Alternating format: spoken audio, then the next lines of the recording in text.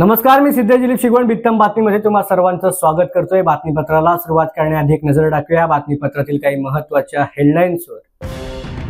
Thane महानगरपालिकेमधील MA Marathi पदवी असलेल्यांचे पगार वाढणार, उपमुख्यमंत्री एकनाथ शिंदे यांनी दिले प्रशासनाला आदेश। ठाण्यामधील कोयते तलवारी घेऊन दहशत करणारे अखेर गजाआड।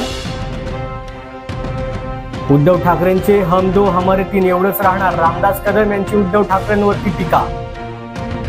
आणि कोकणवासियांना शिंगोत्सवाचे वेध, 70% बस गाड्यांचे आरक्षण पूर्ण। आता पाहूया सविस्तर।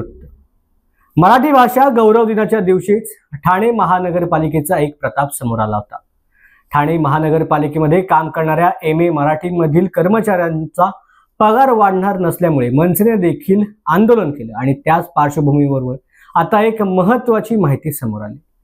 ठाणे महानगरपालिकेमध्ये MA मराठी पदवी असलेल्या अधिकारी आणि कर्मचाऱ्यांची अतिरिक्त पगारवाढ थांबवण्याचा निर्णय घेतला होता, मात्र याला आता स्थगिती देण्यात आली। उपमुख्यमंत्री एकनाथ शिंदे यांनी हे आदेश काढलेत। ठाणे महानगरपालिका आयुक्तांना ह्या संपूर्ण गोष्टीवरती पुन्हा एकदा काम करण्याचे आदेश त्यांनी दिलेले आहेत। त्याचबरोबर MA मराठी पदवी असलेल्यांची पगार वाढवणार असल्याचं देखील एकनाथ शिंदे यांनी सांगितलं आहे। ठाणे कॉर्पोरेशन ने जो MA मराठी में किए हुए जो हमारे कर्मचारी थे, उनका जो वेतन इंक्रीमेंट जो है वो स्टॉप करने का निर्णय लिया था, उसे मैंने फिर से शुरू करने का निर्देश दिए हुए कमिश्नर ठाणे महापालिका, इसलिए जो इंक्रीमेंट बंद हुए थे वो अभी शुरू हो जाएंगे। 100 डेज के मीटिंग में भी बहुत ही काफी ये प्रोग्रेसिव है। हर डिपार्टमेंट काम कर रहा है, हर डिपार्टमेंट लोगों को सेवा देने में तत्पर है और जो काम 15 दिन लगते थे वो 7 दिन पर आया है। जो परमिशंस है, जो कॉर्पोरेशन का काम है, कलेक्टर का काम है, ये पुलिस का काम है, ये सभी विभाग के काम बहुत ही तेजी से इसमें 100 डेज के में हो रहे। ये आखिर मुख्यमंत्री जी का कहना क्या है, लोगों को अच्छी सुविधा मिले, लोगों को जल्दी सुविधा मिले और ये सरकार की जिम्मेदारी है और उसमें हम कामयाब हो रहे हैं। आज के प्रेजेंटेशन में सभी लोगों ने प्रेजेंटेशन दिया है, सादरीकरण किया है, उसके मुताबिक आज मुख्यमंत्री देवेंद्र फडणवीस हे ठाण्याच्या दौऱ्यावरती होते। ठाण्यामध्ये असताना त्यांनी प्रसार माध्यमांशी संवाद साधला। यावेळेला ड्रग्ज प्रकरणामध्ये ज्या पोलीस अधिकाऱ्यांचा किंवा कर्मचाऱ्यांचा थेट संबंध असेल त्यांना त्वरित बडतर्फ केलं जाईल असं त्यांनी सांगितलं आहे। पाहूयात। या परिषदेमध्ये विविध विषयांवर चर्चा झाली। विशेषतः जे 3 नवीन कायदे देशामध्ये तयार झालेले आहेत त्या कायद्यांचं महाराष्ट्रातलं इम्प्लिमेंटेशन या संदर्भातलं एक सादरीकरण झालं। महाराष्ट्राने जो रोबस्ट महासायबर प्लॅटफॉर्म तयार केलेला आहे सायबर गुन्हे रोखण्याकरता, त्या संदर्भातलं सादरीकरण झालं। महिलांवरचे अत्याचार, बालकांवरचे अत्याचार याची रोकथाम करण्याकरता, त्याचप्रमाणे अशा प्रकारच्या गुन्हे उघडकीस आणण्याकरता आणि अशा प्रकारच्या गुन्ह्यांमध्ये अतिशय वेळेत आरोपपत्र कसं जाईल या संदर्भातली एक चर्चा त्या ठिकाणी झाली। यासोबत ड्रग्सच्या संदर्भात कशा प्रकारची कारवाई चाललेली आहे आणि पुढे कशा प्रकारची कारवाई केली पाहिजे या संदर्भातली देखील चर्चा त्या ठिकाणी झाली। उद्योगांना कुठल्याही प्रकारे त्रास होऊ नये या दृष्टीनं आपल्याला काय करता येईल या संदर्भातली चर्चा झाली आणि त्यासोबत आपली जी फॉरेन्सिक कॅपेबिलिटी आहे ती आपल्याला कशी वाढवता येईल या संदर्भातलं देखील एक सादरीकरण हे करण्यात आलेलं आहे। एकूणच या सगळ्या परिषदेमध्ये मी हे सांगितलेलं आहे की ड्रग्सच्या संदर्भात 0 टॉलरन्स पॉलिसी असणार आहे आणि कुठलाही पोलीस तो कुठल्याही रँकचा असो, हा जर ड्रग्सच्या प्रकरणाशी थेट संबंधित सापडला तर त्याला सस्पेंड न करता थेट बडतर्फ करण्यात येईल अशा प्रकारची पॉलिसी घेण्याचा निर्णय आम्ही त्या ठिकाणी घेतलेला आहे। कोकणामध्ये ठाकरे गटाला मोठा फटका हा बसलेला आहे। दापोली नगरपंचायतीमधील ठाकरे गटाचे सर्व नगरसेवक हे आता शिंदे गटामध्ये गेले आणि ह्याच पार्श्वभूमीवरती बोलत असताना रामदास कदम यांनी उद्धव ठाकरे यांच्यावरती जहरी टीका केली। उद्धव ठाकरे यांचं कोकणामधील अस्तित्व आता पूर्णपणे संपत चाललंय, त्यांचं फक्त आता हम दो आणि हमारे तीन एवढंच राहणार अशी टीका रामदास कदम यांनी केल्याचं पाहायला मिळतंय। प्रयत्न केला होता त्यांना आयुष्यातनं कायमचा उठवण्याचा प्रयत्न केला होता. आज नियती त्यांनाच राजकारणातून कायमचा उठवण्याचा प्रयत्न करते. आपण सगळे पाहत आहे, महाराष्ट्रातले तमाम शिवसेनेचे पदाधिकारी हे एकनाथ शिंदेसोबत जोडले जात आहेत, बाळासाहेबांच्या विचारासोबत जोडले जात आहेत. कोकण जवळजवळ सगळंच कोकण आता शिवसेनेसोबत आमच्यासोबत आलेलं आहे.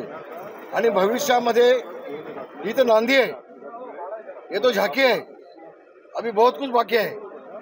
भविष्यामध्ये आपण पाहाल महाराष्ट्रामधले अनेक प्रमुख नेते हे शिवसेनेमध्ये प्रवेश करतील आणि तुम्हाला आणखी एक 7-8 महिने काही आमदार जे आहेत सोबत त्यांच्या ते वाट पाहतील. शेवटी त्यांना देखील पर्याय नाही, त्यांचा देखील मतदारसंघाचा विकास व्हायला हवा आहे. आणि म्हणून त्यांना देखील शिवसेनेमध्ये यायला लागेल. मी याच्या आधीचं भविष्य सांगितलं आहे. शेवटी फक्त उद्धव ठाकरे हम दो और हमारे तीन एवढंच मातृशेव शिल्लक राहतील. बाकी उद्धव ठाकरेंसोबत कोणी शिल्लक राहणार नाही. तुम्ही मगाशी एक वाक्य म्हणालात की कोकणातून उद्धव ठाकरेंची शिवसेना संपलेली आहे. उद्धव ठाकरे कोकणातूनच नाही, संबंध महाराष्ट्र त्यांना हातभार करत आहे.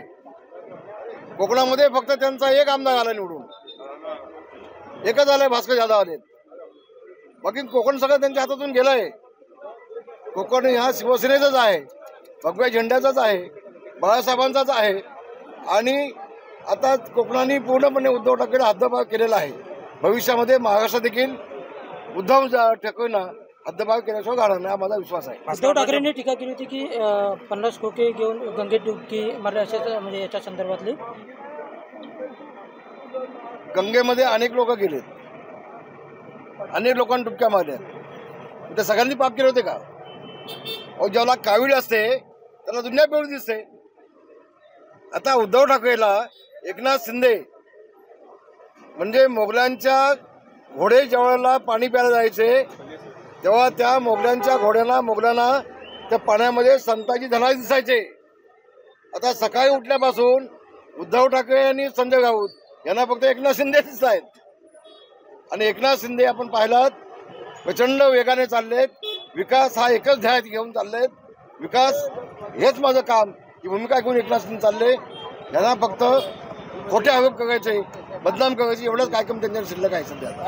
पण सध्या जर बघितलं तर सामनामधून देवेंद्र फडणवीस यांचं त्यांची भूमिका अशी आहे, काट्यानं काटा काढायचा. हे उद्धव ठाकरेंना नवीन नाही, पण देवेंद्र फडणवीस देखील एक हुशार राजकारणी आहेत. त्यांना हे सगळं कळतं. धन्यवाद. जय महाराष्ट्र. दापोलीमधील ठाकरे गटाचे नगरसेवक आणि उपनगराध्यक्ष खालिद रखांगे यांनी आपल्या नगरसेवकांसह आता शिवसेना शिंदे गटामध्ये प्रवेश केलाय.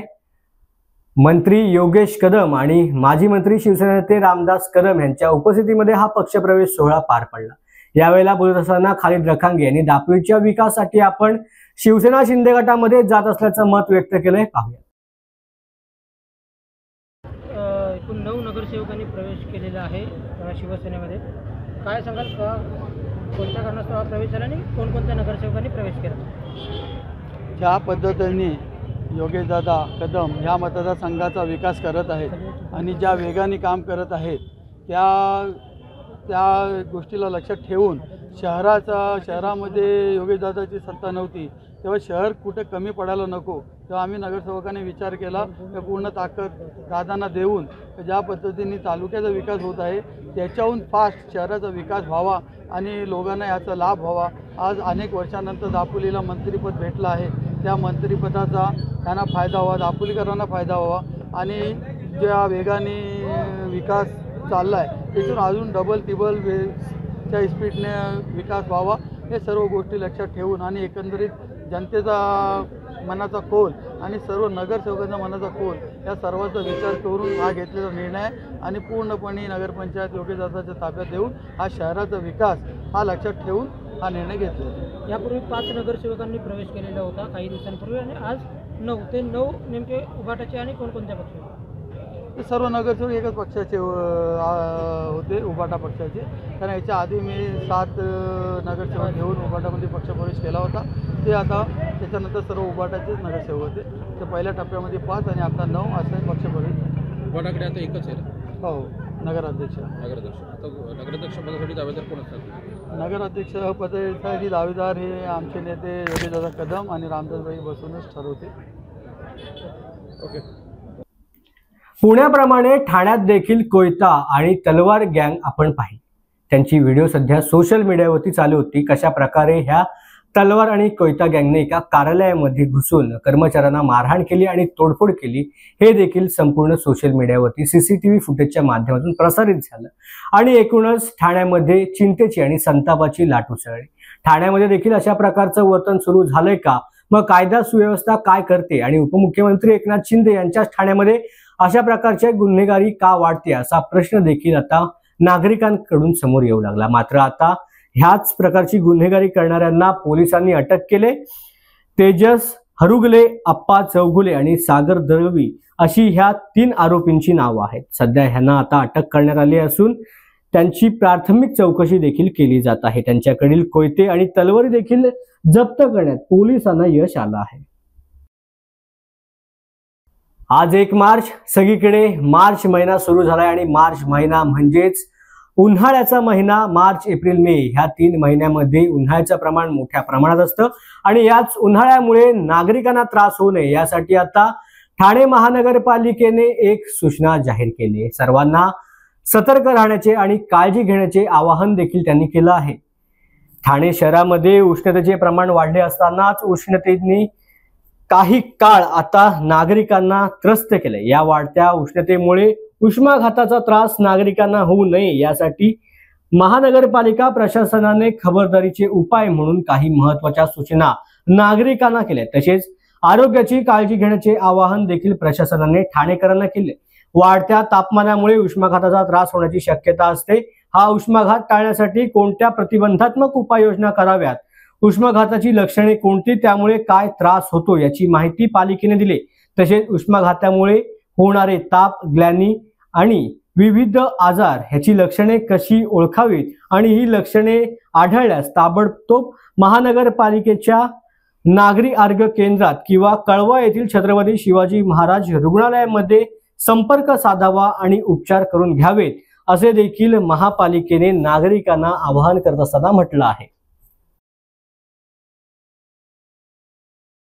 कोकणवासियांचा आवडता सण उत्सव म्हणजे शिमगोत्सव आणि ह्या शिमगोत्सवाचे वेध सगळ्या कोकणवासियांना लागलेत.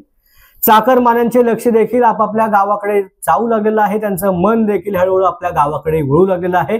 कारण शिमगा हा काही दिवसांवरती येऊन ठेपलाय आणि त्यासाठीच आता ठाणे वाहतूक प्रशासनाने मोठी सोय चाकरमान्यांची केल्याचं पाहायला मिळतंय. उपजीविकेसाठी आपल्या कुटुंबासहित ठाणे जिल्ह्यात स्थायिक असलेल्या कोकणवासियांना शिमगोत्सवाचे वेध लागले असून ठाणे परिवहन विभागातर्फे शिमगोत्सवासाठी कोकणात जाणाऱ्या प्रवाशांसाठी 11 ते 13 मार्च या कालावधीत यंदा 80 ते 85 बस गाड्यांचे नियोजन करण्यात आले. यामधील 70% गाड्यांचे आरक्षण पूर्ण झालं असून उर्वरित गाड्यांची आरक्षणाची प्रक्रिया लवकरच पूर्ण होणार असल्याची माहिती ठाणे एसटी विभागातर्फे देण्यात आली. तर समूह आरक्षणाला प्रवाशांकडून चांगली पसंती मिळते. होळीच्या 8 दिवस आधीपासूनच कोकणामध्ये शिमगोत्सवाची जोरदार तयारी केली जाते.